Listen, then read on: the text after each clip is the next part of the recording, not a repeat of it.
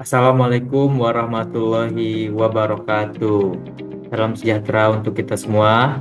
Halo Sobat PSKD, kembali lagi bersama saya Thomas Arya yang akan menjadi host pada podcast kali ini. PSKD adalah lembaga riset yang berdiri sejak tahun 2005 dan fokus pada isu-isu strategis pembangunan mulai dari infrastruktur, transportasi, tata ruang, lingkungan hidup, arsitektur, sampai pembangunan kewilayahan. Intinya, kami hadir untuk memberikan analisis berbasis data dan rekomendasi kebijakan yang bisa dipakai oleh pemerintah, daerah, maupun masyarakat umum. Lewat podcast ini, SKD ingin menghadirkan obrolan yang santai, tapi substansial soal kota, desa, dinamika pembangunan, dan peluang masa depan di wilayah Indonesia. Di episode PSKD Podcast kali ini akan mengangkat tema ekonomi tumbuh tapi hidup makin berat. Apa yang sebenarnya terjadi? Pada saat ini saya sudah bersama narasumber kita, Bapak Erwin, sebagai tenaga ahli di bidang FMI. Selamat siang Pak Erwin. Selamat siang. Terima kasih sudah hadir. Boleh nih Bapak menyapa sobat PSKD yang ada di rumah Bapak. Halo, selamat siang Sobat PSKD. Apa kabar? Semoga sehat selalu. Oke, selamat siang Sobat PSKD ya. Selamat berjumpa lagi. Oke, baik Bapak, terima kasih sudah meluangkan waktu dan bergabung di PSKD Podcast kali ini. Baik, Bapak, sebelum kita masuk ke sesi tanya jawab, izinkan saya untuk menyampaikan prolognya dulu. Sebelum kita masuk ke sesi tanya jawab yang bakal seru ini teman-teman, jadi prolognya ini yaitu pada bulan Mei tahun 2026 ini kondisi ekonomi Indonesia menunjukkan situasi yang cukup kompleks dan menarik kita bahas bersama. Di satu sisi, tekanan global terhadap ekonomi dunia masih terus berlangsung.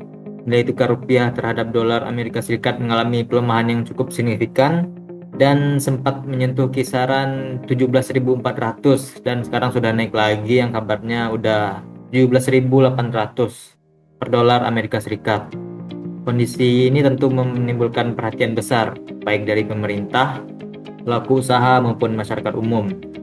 Bank Indonesia sendiri menyatakan akan melakukan berbagai langkah intervensi untuk menjaga stabilitas nilai tukar rupiah agar tekanan tersebut tidak semakin melebar. Namun di lapangan masyarakat mulai merasakan dampaknya secara perlahan dalam kehidupan sehari-hari.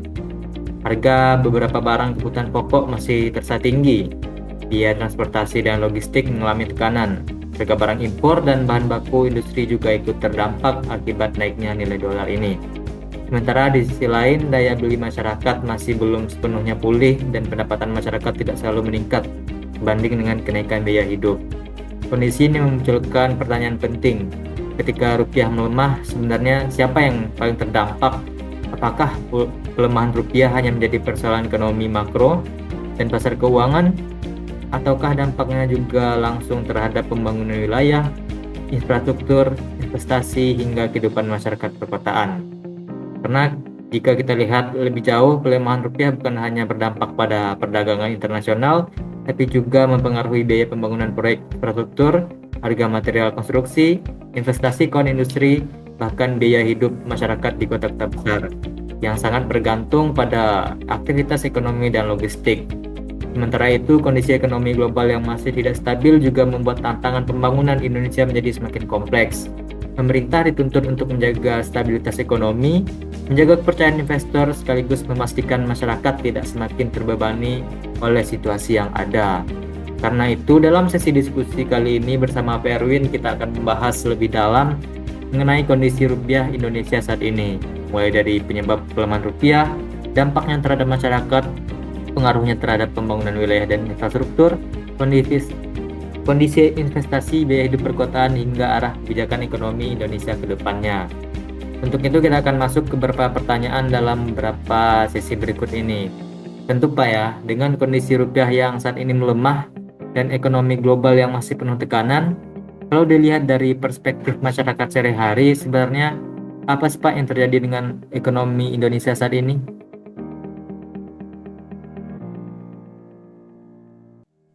Baik, Bismillahirrahmanirrahim. Assalamualaikum warahmatullahi wabarakatuh. Selamat siang, Sobat PSKD semuanya. Baik, terkait dengan pertanyaan kaitannya dengan kondisi ekonomi Indonesia saat ini, bisa kita lihat ya, kalau kita bicara soal data, sebenarnya kita melihat bahwa Indonesia malah tidak ada masalah ya, kenapa? Karena data pertumbuhan ekonominya tumbuh sebesar 5, sekian% ya. Yang mana kalau dalam konteks ekonomi pertumbuhan itu sangat luar biasa baik, karena memang pada dasarnya pertumbuhan 5%, pertumbuhan 6% itu adalah memberikan sebuah gambaran bahwa daerah ekonomi di negara tersebut itu tumbuh. Nah, dengan konteks yang ada pun, permasalahan yang ada saat ini, maka seperti adanya perubahan nilai tukar yang tadi yang disampaikan dan lain sebagainya, itu juga yang akan menjadikan sebenarnya profil ya ekonomi di Indonesia saat ini. Kita bicara soal profil, tidak hanya juga berbicara soal nilai tukar, tapi juga kita bicara soal internal di dalamnya. Nah, kalau kita ada dengan dua hal tersebut, maka kita akan bahas satu persatu. Yang pertama, kalau misalnya kita bicara di dalam konteks internal, maka posisi saat ini Indonesia sebenarnya berada dalam konteks pertumbuhan ekonomi yang cukup baik, yang saya sampaikan 5% tadi. Tapi kalau misalnya kita bicara soal kebaikan pertumbuhan tersebut, maka memang harus kita bedah satu persatu. Nah, situasi yang kemudian muncul adalah problematika yang terjadi saat ini, yaitu nilai tukar rupiah yang bisa mencapai 17.900, yang mana ini menjadi perdebatan publik dan informasinya sangat menyebar luas sehingga masyarakat khawatir, ya kan, kalau 17.900 ini sudah melebihi dari krisis moneter yang kita jalankan kemarin. Nah, menilainya apakah ini akan berdampak luas, apakah kita akan menjadi negara yang kembali mendapatkan predikat krisis moneter dan lain sebagainya, itu membutuhkan kerangka ekonomi yang panjang ya. Karena memang krisis moneter itu tidak hanya berbicara soal nilai tukar, tapi juga krisis ekonomi itu berbicara soal tentang kemampuan fiskal ya, terus kemudian kondisi keamanan investasi negara dan lain sebagainya, yang memang sebenarnya situasinya saat itu bercampur sehingga menimbulkan krisis ekonomi. Nah, kalau yang ini beda. Jadi kalau kita melihat kondisi internal ini masih dijaga oleh pemerintah dengan memaksakan dan berusaha untuk menumbuhkan ekonomi negara bisa mencapai 5% tadi, yang kemudian namun di sisi lain ada problem di nilai tukar. Nah, problem di nilai tukar ini sendiri juga harus kita akui bahwa penyebabnya tidak lain tidak bukan adalah kondisi ekonomi global yang memang saat ini sedang terjadi gitu ya. Seperti peperangan antara Amerika Serikat dan Iran itu mengubah sedikit banyak aktivitas ekonomi dunia, karena memang Iran merupakan daerah yang pertama penghasil minyak, yang kedua adalah Selat Hormuz adalah area dari aktivitas supply chain management untuk minyak atau bahan bakar minyak.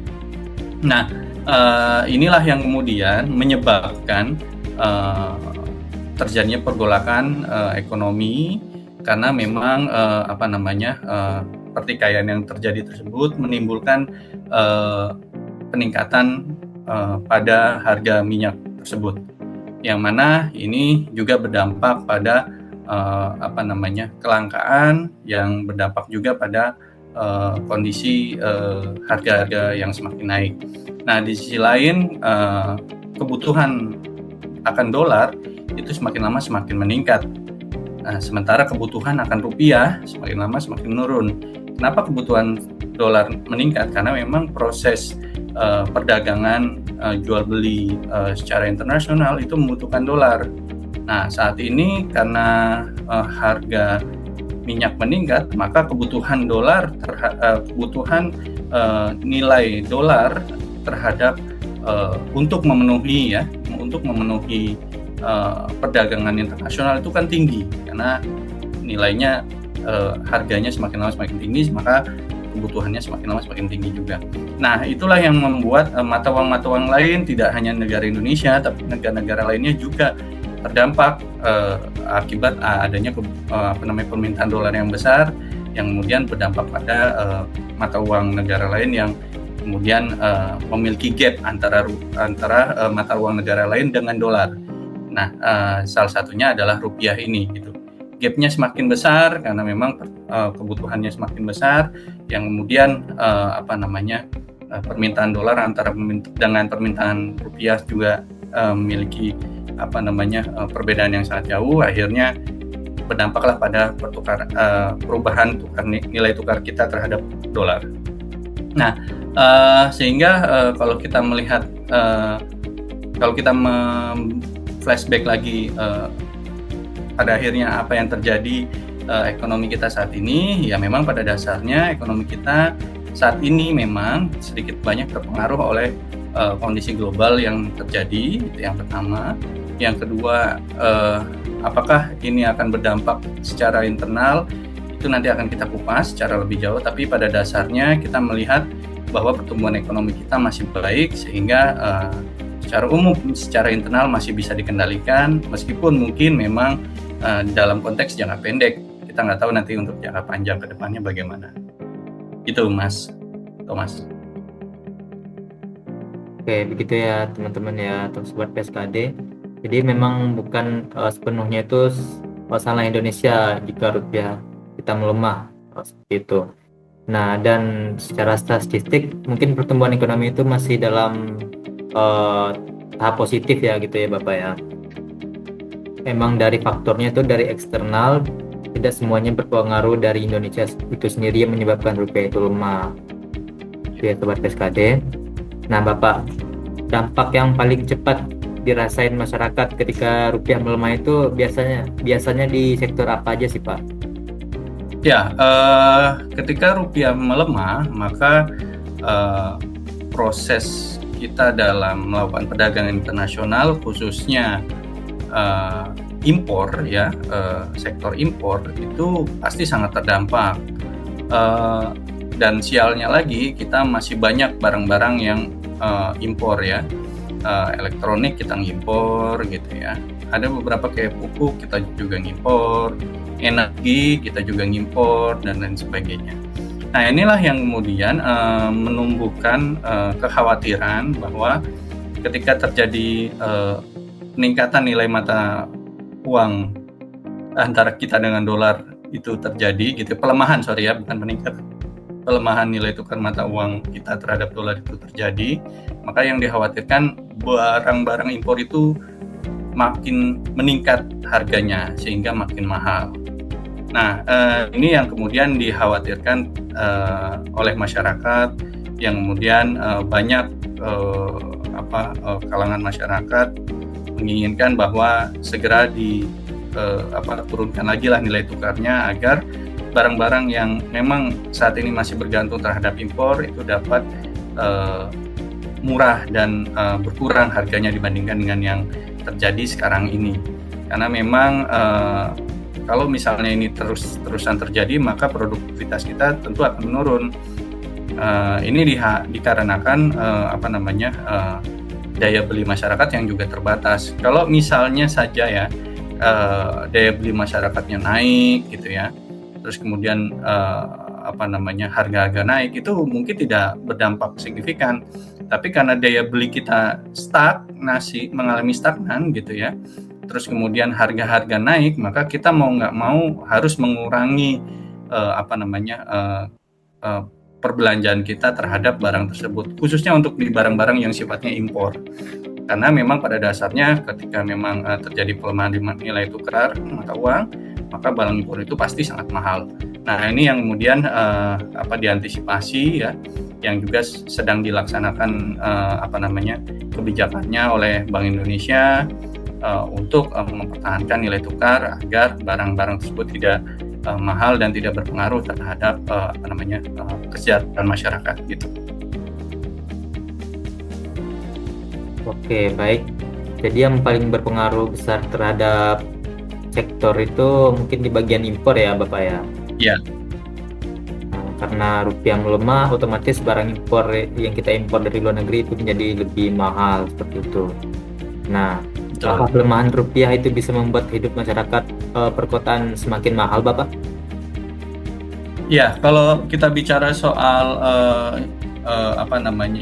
kemahalan, tentu kita bicara soal kebutuhan ya. Banyak di sini yang kita bicara soal kemahalan karena asumsinya adalah didasarkan pada barang-barang yang memang dasarnya adalah barang impor. Nah, sehingga kita melihat terjadi kemahalan. Nah, sementara kita melihat bahwa kemahalan ini juga tidak serta-merta memberikan penurunan kesejahteraan pada masyarakat, tapi juga kita harus melihatnya dari aspek kebutuhan masyarakat. Nah, sejauh ini sektor dalam kebutuhan masyarakat itu kan ada 3 sektor, yaitu sektor primer, ya, sektor sekunder dan tersier. Nah, barang-barang di sektor primer ini meliputi beras, gitu ya. Terus barang-barang pertanian yang notabene-nya adalah bahan kebutuhan pokok kita. Nah, sektor sekunder itu adalah barang-barang yang digunakan untuk di luar dari barang-barang kebutuhan pokok, dan sektor tersier itu biasanya barang mewah, gitu ya. Nah, sementara ini kebijakan dari pemerintah, sepemahaman saya dan saya melihat dari aspek berbagai situasi yang ada gitu ya, itu masih dijaga. Contohnya apa? Meskipun impor BBM saat ini mahal ya, karena per barelnya sudah di atas $100 gitu ya, itu tidak berpengaruh. Karena apa? Karena pemerintah masih menjaga melalui kebijakan fiskalnya, alokasi fiskalnya ditingkatkan, dan subsidinya ditambah, ya kan? Sehingga saat ini harga minyak itu tidak mengalami peningkatan. Berbeda dengan negara-negara lain ya, yang kalau saya lihat di beberapa daerah, di beberapa negara itu yang sudah menaikkan harga minyaknya, yang kemudian berdampak pada kendaraan yang yang mengantri minyak, dan juga kendaraan yang merasa minyaknya di negara tersebut mahal gitu ya. Nah, di Indonesia tidak, masih ditahan, sehingga harga BBM di publik itu masih bisa dijangkau oleh masyarakat saat ini, oleh para pengusaha saat ini gitu ya, dan lain sebagainya. Baik yang subsidi maupun yang non subsidi itu masih dijaga harganya. Sehingga kalau kita melihat salah satu faktor yang mempengaruhi kenaikan harga yang signifikan ya, salah satu faktor yang mempengaruhi inflasi signifikan itu biasanya adalah harga BBM, karena memang itu salah satu item di dalam biaya logistik kita bersama gitu ya. Nah, yang pada akhirnya saat ini karena itu masih masih tetap, maka berbagai harga-harga di konteks kebutuhan primer pun masih tertahan dan masih baik gitu ya. Ini juga dapat dilihat dari konteks inflasi yang sebenarnya masih berada di year on year-nya di antara 2-4%. Nah, keterjagaan harga inilah yang menurut saya menjadikan sebuah gambaran bahwa sampai sejauh ini masih bisa kita tahan perubahan-perubahan yang terjadi ini, meskipun nilai tukar tinggi ya dan lain sebagainya, itu kita masih memiliki kemampuan untuk mengelola kebijakan fiskal yang pada akhirnya juga berdampak pada kesejahteraan masyarakat, begitu.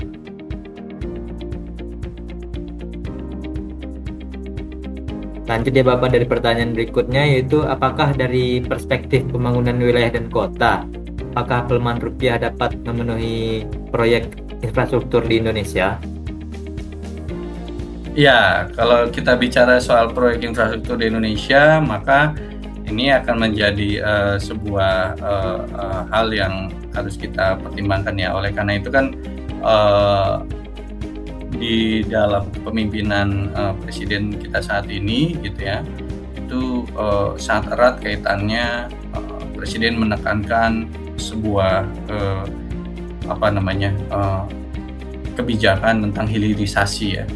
Nah, kebijakan tentang hilirisasi ini menjadikan sebuah semangat untuk negara agar negara menjadi mandiri. Kenapa? Karena sampai sejauh ini banyak yang tadi saya sampaikan tadi bahwa kita banyak beberapa barang-barang itu kita impor, bahkan pupuk pun kita impor.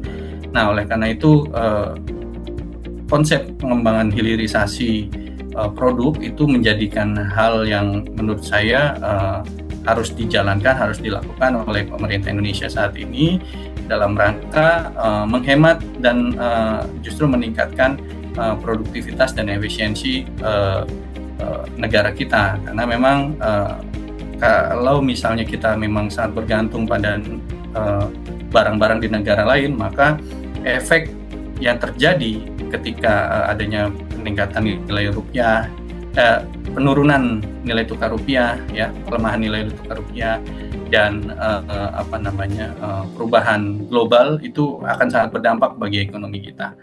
Nah, oleh karena itu kalau kita bicara soal saat ini, ya, tentu indeks kemahalan infrastruktur juga pasti akan bertambah ya, kalau saya melihat ya, karena memang pada dasarnya negara kita khususnya di proyek-proyek strategis itu masih membutuhkan barang-barang yang memang kita ambil dari luar sana gitu ya, karena memang ini biasanya kalau proyek strategis kan proyek kerjasama juga antar negara, sehingga konteks yang bersifat infrastruktur dan proyek-proyek strategis di dalamnya masih berkemungkinan akan terganggu ya prosesnya, karena memang situasi negara kita yang saat ini sedang kurang baik dari sisi nilai tukar rupiahnya.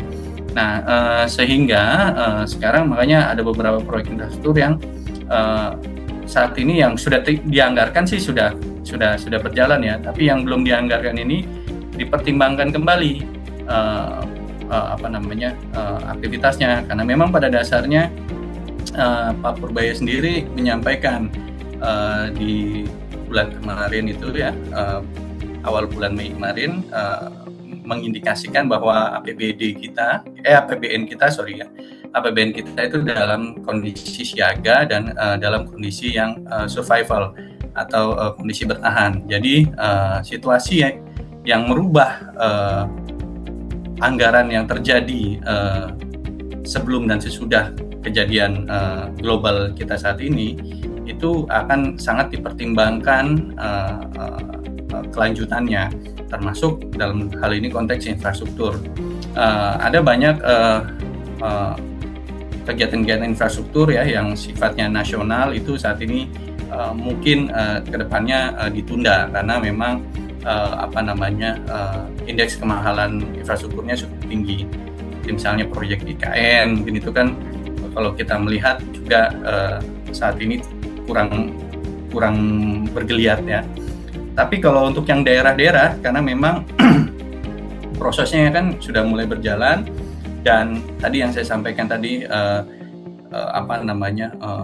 proses yang dilakukan atau kebijakan yang dilakukan oleh pemerintah itu memiliki efek yang baik terhadap kestabilitasan harga, sehingga inflasi terjaga, saya rasa infrastruktur di daerah mungkin tidak akan terdampak secara signifikan ya, khususnya yang sudah dianggarkan dari awal tahun. Nah, tapi kita nggak tahu yang tahun depan, karena memang pada dasarnya kan seperti yang disampaikan oleh Pak Purbaya yang menyampaikan bahwa tahun ini adalah tahun APBN kita yang survival. Kalau tidak berubah, kalau mengalami kenaikan yang luar biasa atau pelemahan rupiah yang luar biasa ke depannya gitu, maka kemungkinan ancamannya ada di tahun depan, bukan di tahun ini. Itulah yang dikhawatirkan terjadi. Nah, oleh karena itu memang saat ini pemerintah tentu sedang menggodok gimana caranya agar selain kita survival di tahun ini, survive gitu ya, di tahun depan kita juga mendapatkan berbagai kepastian seperti diharapkan disudahinya perang antara Iran dan Amerika, karena memang pada dasarnya kedua negara ini memiliki pengaruh besar terhadap kondisi global yang terjadi saat ini. Yang terakhir adalah bagaimana Indonesia pasca perang tersebut gitu ya, pemulihannya dan juga build up kembali kondisi ekonominya dan lain sebagainya, itu juga perlu dipertimbangkan. Sehingga Indonesia saat ini sedikit demi sedikit itu menerapkan negara yang ramah investasi. Makanya kita sering melihat dan sering mendengar ya pendapat Presiden bahwa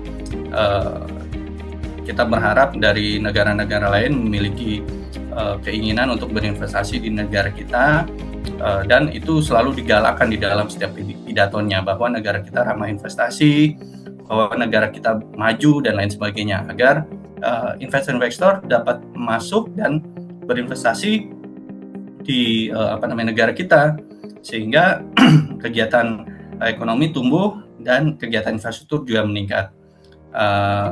Pembangunannya juga meningkat di setiap daerah. Nah, inilah yang kemudian harapannya tentu dengan dijaganya indeks kemahalan infrastruktur ini ya, dengan dijaganya inflasi ini agar pembangunan tidak mahal, itu juga memiliki efek positif bagi pertumbuhan ekonomi kita ke depannya. Oke, baik. Jadi harapan kita ya semoga rupiah ini normal lagi ya Bapak ya, agar pembangunan di Indonesia itu tetap berjalan, dan semoga perang-perang yang terjadi di luar, maksudnya di Iran dengan Amerika gitu, cepat selesai, agar pembangunan kita juga bisa berlanjut gitu. Nah, apakah kondisi ini bisa berdampak Bapak pada pembangunan daerah dan lapangan pekerja di Indonesia saat sekarang ini? Iya, kalau kita mendengarkan pembangunan daerah yang ada saat ini, sampai sejauh ini belum ada informasi adanya hambatan ya. Kenapa? Karena pemerintah daerah sendiri sebagian besar masih bergantung pada transfer APBN ya, dana transfer pusat, yaitu dari dana alokasi umum dan dana alokasi khusus. Nah, sebagian besar anggarannya itu ada dari pusat. Nah, sejauh ini tidak ada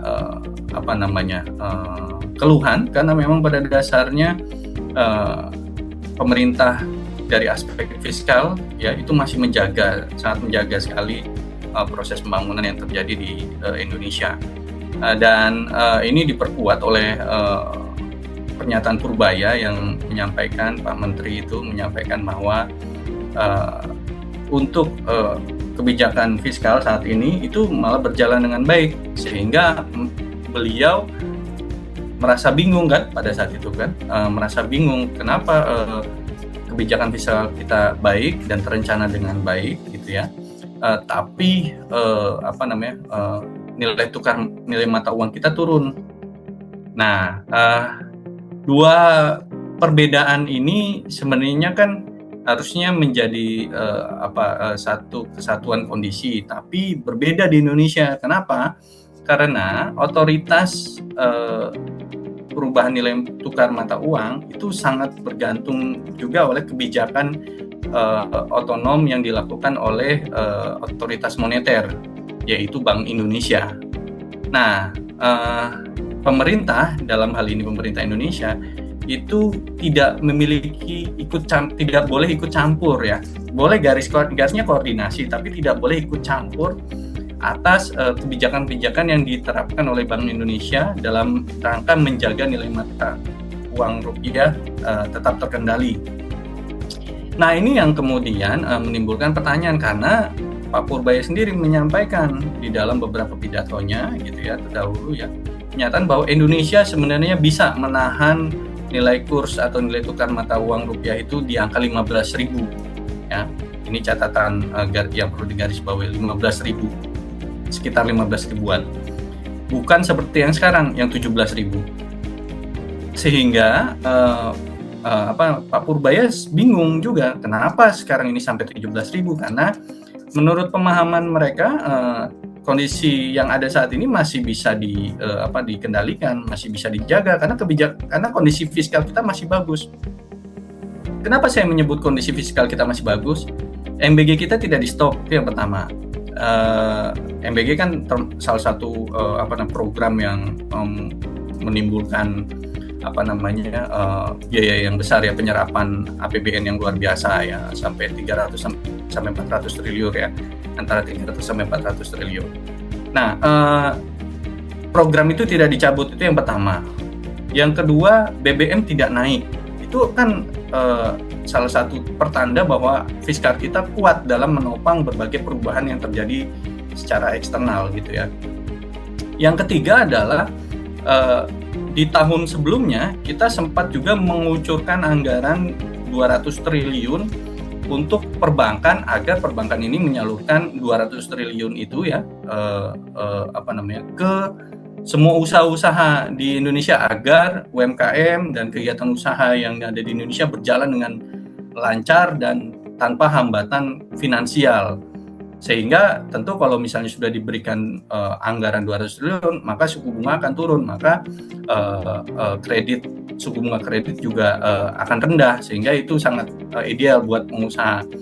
Nah, dengan memberikan atau menstimulus 200 triliun di tahun sebelumnya, lalu kemudian BBM tidak berubah tahun ini, MBG masih berjalan, Koperasi Merah Putih juga masih berjalan. Ini menandakan bahwa kebijakan fiskal kita masih segar bugar gitu ya. Tidak ada kendala hingga sejauh ini. Meskipun terakhir ada efisiensi atau penguatan, tapi tidak menutup program tersebut gitu. Tidak meng-close program tersebut, tidak membatalkan program yang sekarang sedang berjalan, ataupun bahkan tidak mengurangi subsidinya. Malah justru sekarang ditambah subsidinya supaya harga minyak di masyarakat tetap tidak berubah. Ini merupakan pertanda bahwa fiskal kita kuat gitu. Nah, kemudian yang harus kita pertanyakan adalah bagaimana otoritas kebijakan moneter yang berjalan saat ini, bagaimana BI menghadapi perubahan-perubahan yang terjadi.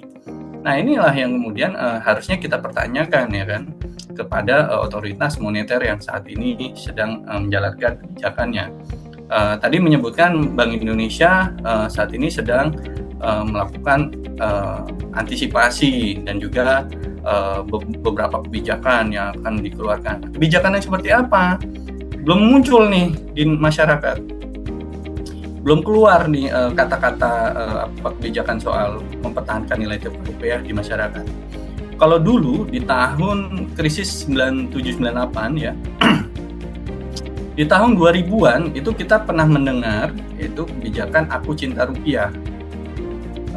Karena pada saat itu nilai tukar rupiah kita selama 2 bulan itu meningkat luar biasa signifikan gitu ya, dari 2.500 kalau nggak salah, 2.500 atau 5.000 gitu ya, menjadi 16.000 sorry, menjadi 16.000.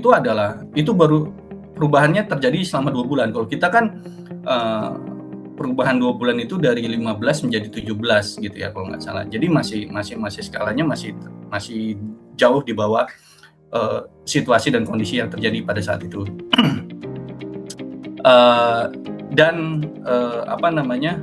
Proses mengembalikan lagi ke dolar menjadi, kalau nggak salah dolar dari 17.000 itu sempat menjadi 10.000 gitu ya.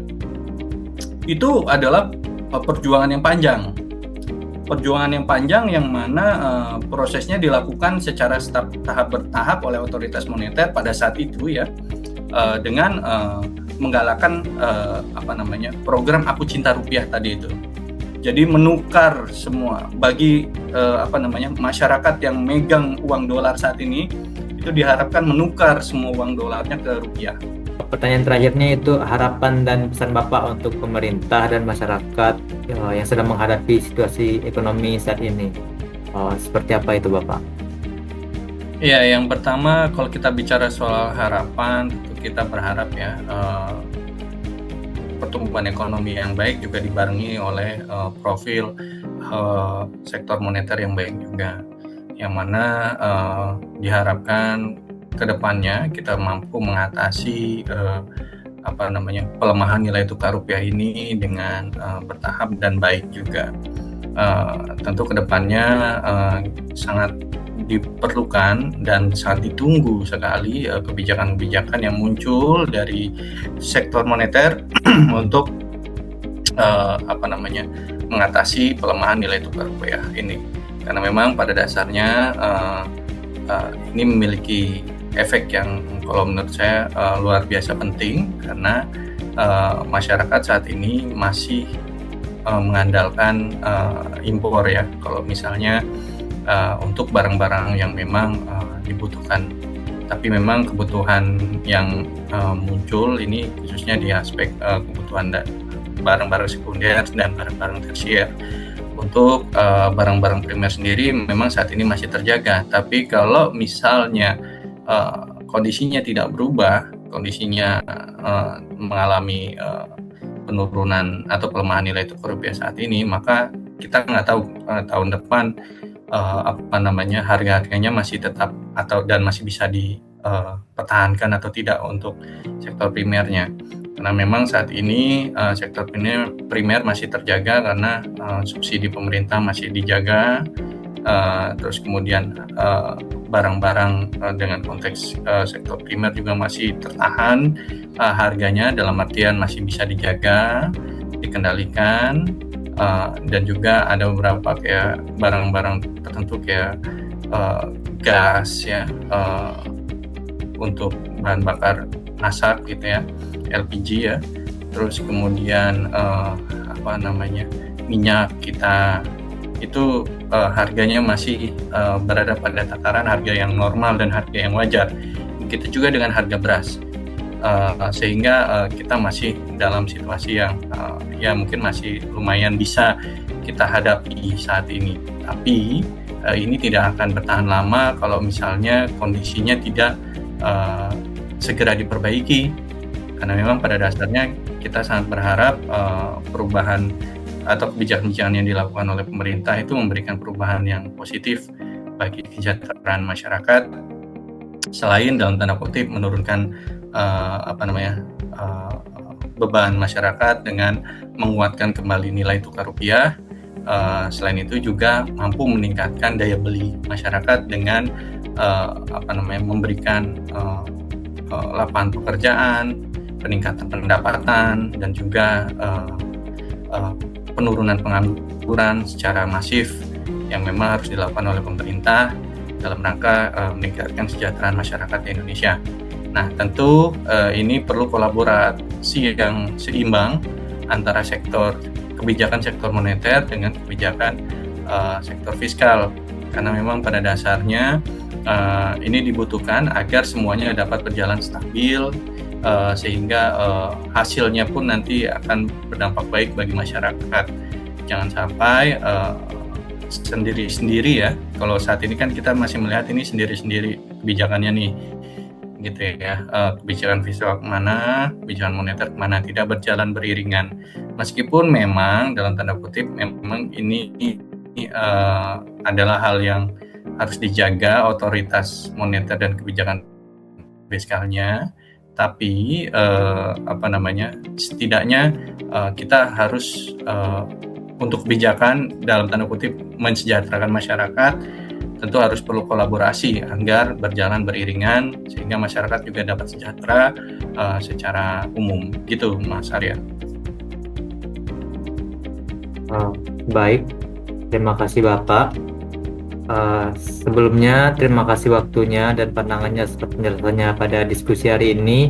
Tentu yang bisa saya tangkap dan juga mungkin menjadi refleksi bersama bagi masyarakat adalah bahwa pelemahan rupiah ternyata bukan hanya persoalan angka di pasar keuangan semata, tapi juga berdampak langsung terhadap kehidupan sehari-hari masyarakat, pembangunan wilayah investasi hingga biaya hidup di perkotaan.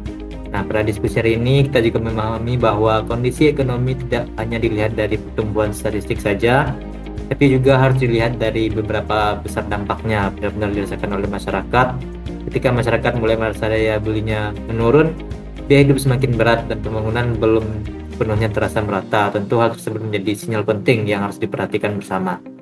Kemudian dari perspektif pembangunan wilayah dan kota, kondisi rupiah yang melemah juga menjadi tantangan tersendiri bagi pembangunan infrastruktur, investasi daerah hingga stabilitas ekonomi perkotaan ke depannya. Mudah-mudahan kondisi ini bisa menjadi alarm sekaligus momentum evaluasi agar arah pembangunan Indonesia ke depan menjadi lebih kuat, lebih produktif, dan lebih berpihak pada kebutuhan masyarakat luas. Sekali lagi terima kasih banyak kepada Pak Erwin atas ilmu dan waktunya pada episode podcast kali ini. Dan terima kasih juga sama-sama Mas Arya, terima kasih banyak. Oke, dan terima kasih juga untuk Sobat PSKD yang sudah mengikuti diskusi hari ini. Semoga tayangan ini bisa memberikan wawasan, perspektif baru, serta menjadi ruang diskusi yang sehat mengenai kondisi ekonomi dan pembangunan Indonesia saat ini. Saya Thomas Arya, pamit undur diri. Wabillahi taufiq wal hidayah. Wassalamualaikum warahmatullahi wabarakatuh.